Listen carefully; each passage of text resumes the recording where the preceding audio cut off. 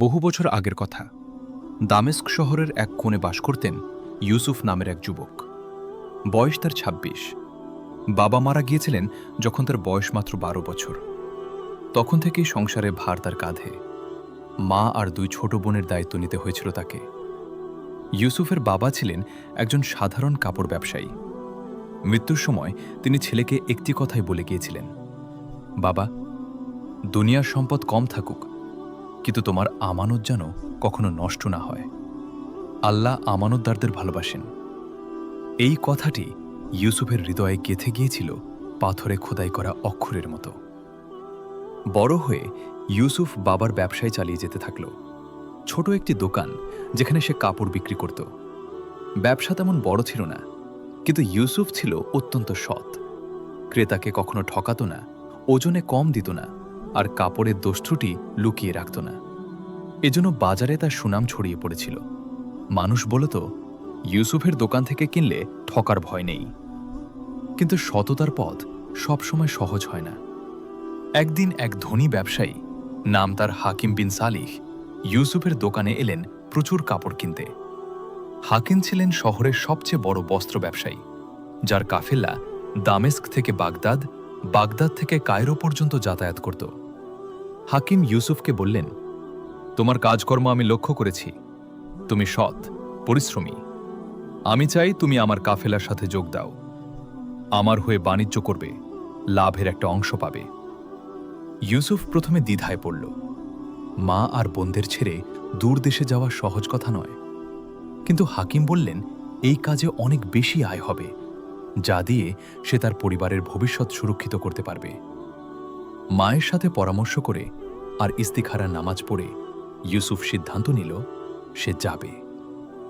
৩ মাস পর একটি বিশাল কাফেলা দামেস্ক থেকে রওনা হল বসরার উদ্দেশ্যে। ৪০টি উট, প্রতিটির পিঠে মূল্যবান কাপড়, মশলা আর নানা পণ্যের বোঝা। কাফেলার সাথে ছিল ২০ জন ব্যবসায়ী, তাদের সহকারী আর কয়েকজন প্রহরী। ইউসুফ প্রথমবারের মতো দীর্ঘ সফরে বের হল। মরুভূমির বিশালতা তাকে মুগ্ধ করল। রাতের আকাশে অগণিত তারা দেখে সে ভাবত, সুবহানাল্লাহ, কত বড় এই সৃষ্টি, আর আমরা কত ক্ষুদ্র। কাফেলার নেতা ছিলেন এক বৃদ্ধ, নাম আবু উবায়দা। তিনি ৪০ বছর ধরে এই পথে বাণিজ্য করছেন। তার কাছে ইউসুফ অনেক কিছু শিখল। কিভাবে মরুভূমিতে পথ চেনা যায়, কিভাবে পানির উৎস খুঁজে বের করতে হয়, আর সবচেয়ে গুরুত্বপূর্ণ, কিভাবে বিপদের মুহূর্তে ধৈর্য ধরতে হয়। একদিন সন্ধ্যায় যখন কাফেলা বিশ্রাম নিচ্ছিল, আবু উবায়দা ইউসুফকে ডেকে বললেন, বাবা, তুমি কি জানো এই ব্যবসায় সবচেয়ে বড় মূলধন কি? ইউসুফ মাথা নাড়ল, না চাচা। আবু উবায়দা হাসলেন, সততা। স্বর্ণরৌপ্য হারিয়ে গেলে আবার অর্জন করা যায়, কিন্তু বিশ্বাস একবার হারালে তার কখনো ফিরে পাওয়া যায় না। রাসূলুল্লাহ সাল্লাল্লাহু আলাইহি ওয়াসাল্লাম নিজে যেই একজন সৎ ব্যবসায়ী ছিলেন। তাকে মানুষ আল আমিন বলে ডাকত, বিশ্বস্ত। তুমিও যদি ব্যবসায় সফল হতে চাও, তাহলে সেই পথ অনুসরণ করো। এই কথাগুলো ইউসুফের মনে গভীরভাবে গেঁথে গেল। সফরের ১৫ দিনের মাথায় কাফেলা এক ভয়ঙ্কর বালু ঝড়ে কবলে পড়ল। আকাশ হলুদ হয়ে গেল, বাতাসের গর্জনে কিছুই শোনা যাচ্ছিল না। উটগুলো আতঙ্কিত হয়ে ছোটাছুটি শুরু করল। ঝড় থামার পর দেখা গেল কাফেলার একটি অংশ বাকিদের থেকে বিচ্ছিন্ন হয়ে গেছে। ইউসুফ সহ ৫ জন ব্যবসায়ী আর তাদের ৩টি উট হারিয়ে গেল মূল দলের থেকে। খাবার আর পানি সীমিত, দিক নির্ণয়ের কোনো উপায় নেই। এই ৫ জনের মধ্যে একজন, নাম তার সাঈদ, ভয়ে ভেঙে পড়ল। সে বলল, আমরা এখানেই মারা যাব, কেউ আমাদের খুঁজে পাবে না। কিন্তু ইউসুফ বলল, ভাই, আল্লাহর উপর ভরসা রাখো। তিনি বলেছেন, যে আল্লাহর উপর ভরসা করে তার জন্য তিনিই যথেষ্ট। আমরা যতটুকু পারি চেষ্টা করব, বাকিটা আল্লাহর হাতে ছেড়ে দেব। ইউসুফ নেতৃত্ব নিল। সে তারার অবস্থান দেখে দিক নির্ণয় করার চেষ্টা করল, যা আবু উবায়দার কাছ থেকে শিখেছিল। পানি ভাগ করে দিল সমান অংশে, যদিও নিজে কম নিল যাতে অন্যরা বেশি পায়। দ্বিতীয় দিন তারা একটি ছোট পাহাড়ি এলাকায় পৌঁছালে। সেখানে একটি গুহা দেখতে পেল, যার ভেতরে সামান্য ছায়া ছিল। রাতে বিশ্রাম নেওয়ার সময় ইউসুফ লক্ষ্য করল গুহার এক কোণে পুরনো একটি চামড়ার থলে পড়ে আছে। থলেটি খুলে দেখা গেল তার ভেতরে স্বর্ণমুদ্রা আর কিছু মূল্যবান রত্ন। সাইদ উত্তেজিত হয়ে বলল, আলহামদুলিল্লাহ, আমরা বেঁচে গেলাম। এই সম্পদ দিয়ে আমরা। ইউসুফ তাকে থামিয়ে বলল, থামো ভাই, এই সম্পদ আমাদের নয়, কারো হারানো সম্পদ হতে পারে, অথবা কোনো মৃত মুসাফিরের রেখে যাওয়া আমানত। আমরা এটা নিজেদের বলে দাবি করতে পারি না। আগে খুঁজে দেখি এর মালিক কে হতে পারে, অথবা কাছাকাছি কোনো জনবসতি আছে কিনা যেখানে আমরা এটা জমা দিতে পারি। সাইদ রেগে গেল, আমরা মরুভূমিতে মরতে বসেছি, আর তুমি এখনো নৈতিকতার কথা বলছো? এই সম্পদ আমাদের জীবন বাঁচাতে পারে। ইউসুফ শান্তভাবে জবাব দিল, সম্পদ আমাদের জীবন বাঁচাবে না ভাই, আল্লাহই আমাদের জীবন বাঁচাবেন যদি তিনি চান। কিন্তু হারাম সম্পদ নিয়ে যদি আমরা বেঁচেও যাই, সেই বরকতহীন জীবনের কি মূল্য? অন্য তিনজন ইউসুফের কথায় সায় দিল। থলেটি সাবধানে সংরক্ষণ করে রাখা হলো, যাতে কোনো জনবসতিতে পৌঁছালে সঠিক মালিকের সন্ধান করা যায়। তৃতীয় দিন সকালে যখন সবাই প্রায় হাল ছেড়ে দিয়েছে, দূরে ধুলোর মেঘ দেখা গেল। এটি ছিল আবু উবায়দার নেতৃত্বে পাঠানো একটি অনুসন্ধানী দল, যারা হারিয়ে যাওয়া সদস্যদের খুঁজতে বের হয়েছিল। পুনর্মিলনের আনন্দ ছিল অবর্ণনীয়। সবাই আল্লাহর শুকরিয়া আদায় করল। ইউসুফ আবু উবায়দাকে গুহায় পাওয়া থলের কথা জানাল। আবু উবায়দা থলেটি পরীক্ষা করে বললেন, এটা তো সেই ব্যবসায়ীর থলে মনে হচ্ছে, যে গত বছর এই পথে হারিয়ে গিয়েছিল বলে শোনা যায়। তার নাম ছিল ফারুক। তার পরিবার এখনও তার খোঁজ করছে যে বসরায়। কাফেলা যখন বসরায় পৌঁছালে, তখন আবু উবায়দা আর ইউসুফ ফারুকের পরিবারের সন্ধান করলেন।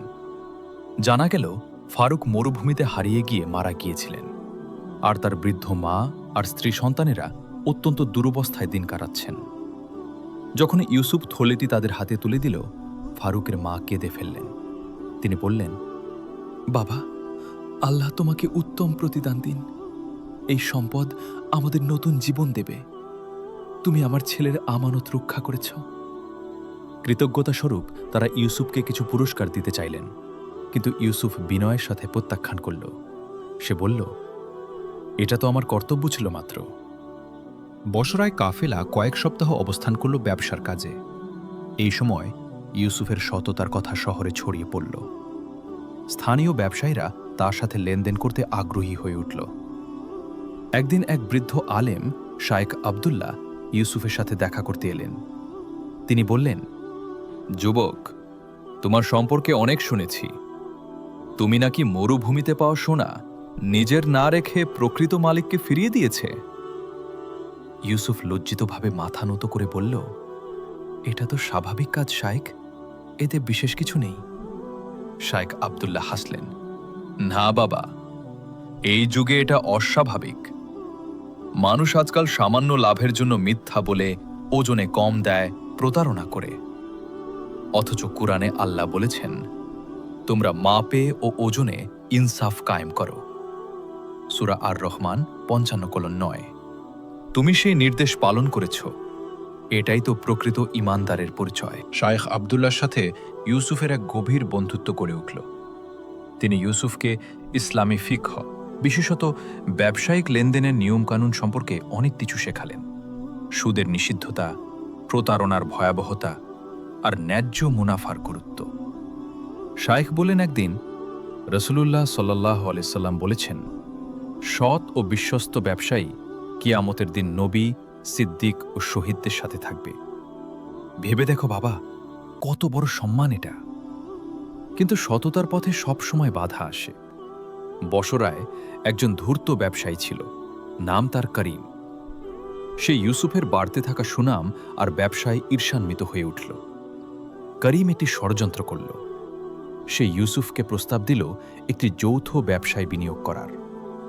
দূরবর্তী এক দ্বীপ থেকে দুর্লভ মশলা আমদানি করার পরিকল্পনা। করিম বলল, লাভ হবে বিশাল। ইউসুফ প্রথমে রাজি হয়নি, কারণ সে করিমের ব্যাপারে পুরোপুরি নিশ্চিত ছিল না।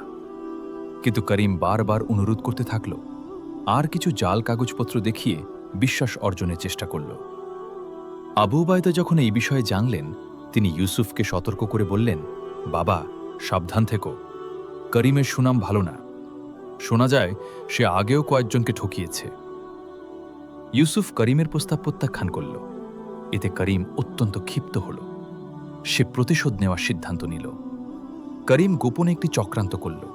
সে বাজারে গুজব ছড়াতে শুরু করল যে ইউসুফ আসলে ভেজাল কাপড় বিক্রি করে, আর তার সততার সুনাম শুধুই লোক দেখানো। কিছু মানুষ এই মিথ্যা প্রচারে বিভ্রান্ত হল। ইউসুফের ব্যবসায় সাময়িক ক্ষতি হতে শুরু করল। কিছু ক্রেতা তার দোকান থেকে মুখ ফিরিয়ে নিল। এটা ইউসুফের জন্য অত্যন্ত কষ্টের সময় ছিল। এই কঠিন সময়ে ইউসুফ ভেঙে পড়ল না। সে শায়েখ আবদুল্লার কাছে গিয়ে তার মনের অবস্থা জানালো। শায়েখ বললেন, বাবা, এটা একটা পরীক্ষা।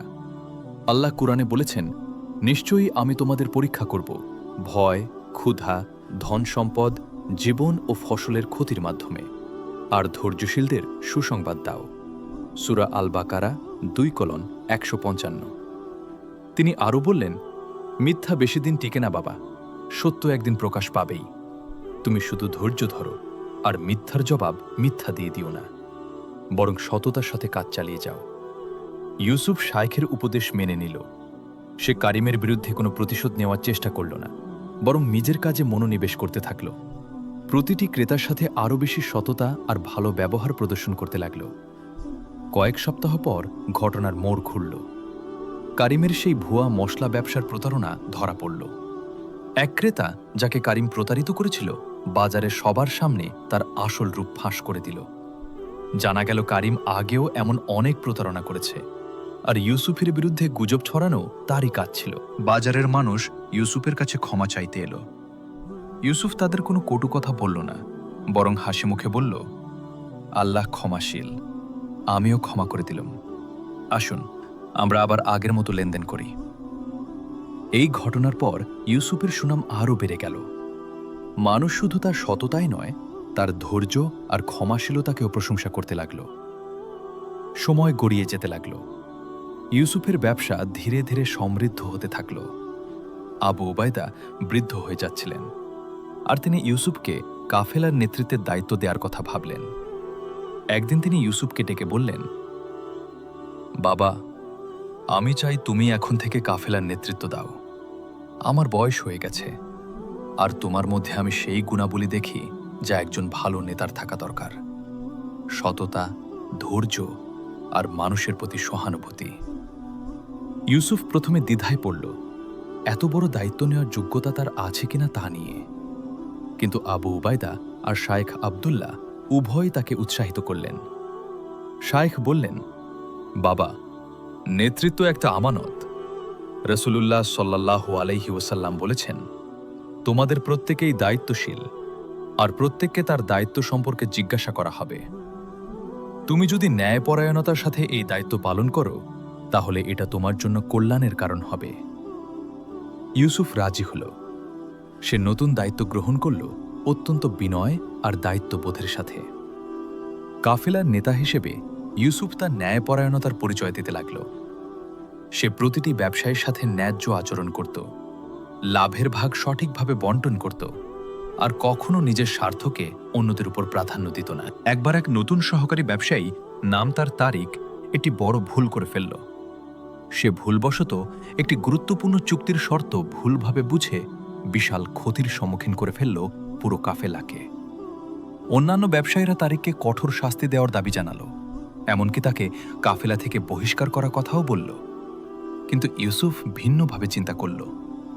সে তারিকের সাথে একান্তে কথা বলল। জানতে পারল তারিক একজন এতিম, যার পরিবারের কেউ নেই, আর এই কাজটাই তার একমাত্র জীবিকার উৎস। তারিক ভয়ে কাঁপছিল, মনে করছিল তাকে বহিষ্কার করা হবে। ইউসুফ তাকে বলল, ভাই, ভুল মানুষেরই হয়। রাসূলুল্লাহ সাল্লাল্লাহু আলাইহি ওয়াসাল্লাম বলেছেন, প্রত্যেক মানুষই ভুল করে, আর যারা তাওবা করে তারাই সর্বোত্তম ভুলকারী। আমি তোমাকে বহিষ্কার করব না, বরং তোমাকে আরও শিখতে সাহায্য করব, যাতে ভবিষ্যতে এমন ভুল আর না হয়। ইউসুফ ক্ষতির দায় নিজের লাভের অংশ থেকে পূরণ করল, যাতে অন্য ব্যবসায়ীদের কোনো ক্ষতি না হয়। এই ঘটনা তারিকের জীবন বদলে দিল। সে ইউসুফের প্রতি চিরকৃতজ্ঞ হয়ে রইল আর পরবর্তীতে নিজেও একজন সৎ আর দক্ষ ব্যবসায়ী হয়ে উঠল। কয়েক বছর পর দামেস্ক অঞ্চলে এক ভয়াবহ দুর্ভিক্ষ দেখা দিল। বৃষ্টি না হওয়ায় ফসল নষ্ট হয়ে গেল, খাদ্যশস্যের দাম আকাশ ছোঁয়া হয়ে উঠল, গরিব মানুষ না খেয়ে মরতে শুরু করল। এই সময় ইউসুফের কাছে প্রচুর গমের মজুদ ছিল, যা সে আগের বছর কম দামে কিনে রেখেছিল ব্যবসার জন্য। অনেক ব্যবসায়ী তাকে পরামর্শ দিল, এখনই সময় বিক্রি করার, দাম 10 গুণ বেড়ে গেছে, প্রচুর লাভ করতে পারবে। কিন্তু ইউসুফ ভিন্ন সিদ্ধান্ত নিল। সে বলল, মানুষ ক্ষুধার্ত, আর আমি কি তাদের কষ্টকে পুঁজি করে অতিরিক্ত মুনাফা করব? এটা তো জুলুম হবে। সে তার গমের মজুদ ন্যায্য দামে, এমনকি কিছু ক্ষেত্রে ক্ষতিতেও বিক্রি করতে শুরু করল। গরিব আর অসহায় মানুষদের বিনামূল্যে খাদ্য বিতরণ করল। শাইখ আবদুল্লার পরামর্শে সে একটি খাদ্য বিতরণ কেন্দ্র স্থাপন করল, যেখানে প্রতিদিন শত শত ক্ষুধার্ত মানুষ খাবার পেত। কিছু ব্যবসায়ী তাকে বোকা বলে উপহাস করল। তারা বলল, তুমি একটা বিশাল সুযোগ নষ্ট করছ। কিন্তু ইউসুফ জবাব দিল, দুনিয়ার সম্পদ ক্ষণস্থায়ী, আখিরাতের সম্পদই প্রকৃত সম্পদ। রাসূলুল্লাহ সাল্লাল্লাহু আলাইহি ওয়াসাল্লাম বলেছেন, যে ব্যক্তি কোনো মুসলিমের একটি দুনিয়াবী কষ্ট দূর করে, আল্লাহ কিয়ামতের দিন তার একটি কষ্ট দূর করবেন। দুর্ভিক্ষের সেই কঠিন বছরে ইউসুফের নাম দামেস্কের ঘরে ঘরে পরিচিত হয়ে উঠল, শুধু একজন সৎ ব্যবসায়ী হিসেবে নয়, বরং একজন দয়ালু আর উদার মানুষ হিসেবে। এই সময়ের মধ্যে ইউসুফ বিবাহ করেছিল। তার স্ত্রী, নাম তার আমিনা, ছিলেন একজন দীনদার নারী, যিনি শাইখ আবদুল্লার দূর সম্পর্কের আত্মীয়া ছিলেন। তাদের সংসারে 2টি সন্তান হল, একটি ছেলে, নাম রাখা হলো আহমাদ, আর একটি মেয়ে, নাম রাখা হলো ফাতিমা। ইউসুফ তার সন্তানদের ছোটবেলা থেকেই ইসলামী শিক্ষা আর নৈতিক মূল্যবোধে গড়ে তুলতে লাগল। সে তাদের নিজের জীবনের অভিজ্ঞতা থেকে শিক্ষা দিত, সততা, ধৈর্যতা, ধৈর্য, উদারতা আর আল্লাহর প্রতি ভরসার গুরুত্ব। একদিন ছোট্ট আহমাদ তার বাবাকে জিজ্ঞেস করল, আব্বা, আপনি কেন এত সৎ থাকেন? এতে তো মাঝে মাঝে ক্ষতি হয়, যেমন সেই দুর্ভিক্ষের সময়। ইউসুফ হাসি মুখে ছেলেকে কোলে বসিয়ে বলল, বাবা দেখো, দুনিয়ার হিসাবে হয়তো মনে হয় ক্ষতি হয়েছে, কিন্তু আল্লাহর হিসাব ভিন্ন। আমি যা কিছু ন্যায্য পথে অর্জন করেছি তাতে বরকত আছে, আর যে সম্পদ অন্যায়ভাবে অর্জিত হয় তাতে কখনো শান্তি থাকে না। তুমি কি জানো, আমার এক বন্ধু করিম প্রতারণা করে অনেক সম্পদ কামিয়েছিল, কিন্তু শেষ পর্যন্ত সব হারিয়ে, সম্মানও হারিয়ে একা হয়ে গেছে। আর আমি, আলহামদুলিল্লাহ, আমার কম থাকলেও শান্তিতে আছি। এই কথাগুলো ছোট আহমদের মনে গেঁথে গেল, যেমন একদিন ইউসুফের বাবার কথা তার মনে গেঁথে গিয়েছিল। ইউসুফের জীবনে সবচেয়ে বড় পরীক্ষা এলো যখন তার বয়স 40-এর কোঠায়। খলিফার এক প্রতিনিধি দামেস্কে এলেন বাজার তদারকির জন্য। তিনি জানতে পারলেন ইউসুফের সুনামের কথা, আর তাকে শহরের মুহতাসিব, বাজার তত্ত্বাবধায়ক নিযুক্ত করার প্রস্তাব দিলেন। এই পদটি ছিল অত্যন্ত সম্মানজনক আর ক্ষমতাশালী। মুহতাসিবের দায়িত্ব ছিল বাজারের ন্যায্যতা নিশ্চিত করা, প্রতারণা বন্ধ করা আর সঠিক ওজন পরিমাপ নিশ্চিত করা। ইউসুফ প্রথমে দ্বিধায় পড়ল। এত বড় দায়িত্ব, এত ক্ষমতা, এটা কি তাকে নিজের মূল্যবোধ থেকে সরিয়ে দেবে? সে শাইখ আবদুল্লার কাছে পরামর্শ চাইল। শাইখ বললেন, বাবা, ক্ষমতা নিজে খারাপ কিছু নয়, খারাপ হয় তখন যখন মানুষ ক্ষমতাকে নিজের স্বার্থে ব্যবহার করে। তুমি যদি এই দায়িত্ব ন্যায়ের সাথে পালন করতে পারো, তাহলে এটা তোমার জন্য এবং সমাজের জন্য কল্যাণকর হবে। আল্লাহ বলেছেন, নিশ্চয়ই আল্লাহ তোমাদের নির্দেশ দিচ্ছেন আমানত তার হকদারের কাছে পৌঁছে দিতে, আর যখন তোমরা মানুষের মধ্যে বিচার করবে তখন ন্যায়ের সাথে বিচার করতে। সূরা আন-নিসা 4:58। ইউসুফ দায়িত্ব গ্রহণ করল, কিন্তু শর্ত রাখল যে শেষে তার নিজের ব্যবসা থেকে সরে দাঁড়াবে, যাতে কোনো স্বার্থের সংঘাত না হয়। মুহতাসিব হিসেবে ইউসুফ অত্যন্ত ন্যায়পরায়ণ ভূমিকা পালন করল। সে বাজারে নিয়মিত পরিদর্শন করত, ওজন পরিমাপ যাচাই করত, প্রতারকদের বিরুদ্ধে কঠোর ব্যবস্থা নিত, কিন্তু সব সময় ইনসাফ আর দয়ার সাথে, প্রতিহিংসার সাথে নয়। একবার এক ধনী আর প্রভাবশালী ব্যবসায়ী তাকে ঘুষ দেওয়ার চেষ্টা করল, যাতে তার ভেজাল পণ্যের বিরুদ্ধে ব্যবস্থা না নেওয়া হয়। ইউসুফ দৃঢ়ভাবে প্রত্যাখ্যান করল আর বলল, আমি আল্লাহর কাছে জবাবদিহি করব এই দায়িত্বের জন্য। তোমার সোনা দিয়ে আমি আমার আখিরাত বিক্রি করব না। বছরের পর বছর কেটে গেল। ইউসুফ বৃদ্ধ হয়ে উঠল, কিন্তু তার সততা আর ন্যায়পরায়ণতার সুনাম আরও ছড়িয়ে পড়ল। তার ছেলে আহমাদ বড় হয়ে বাবার পথ অনুসরণ করে একজন সৎ ব্যবসায়ী হয়ে উঠল।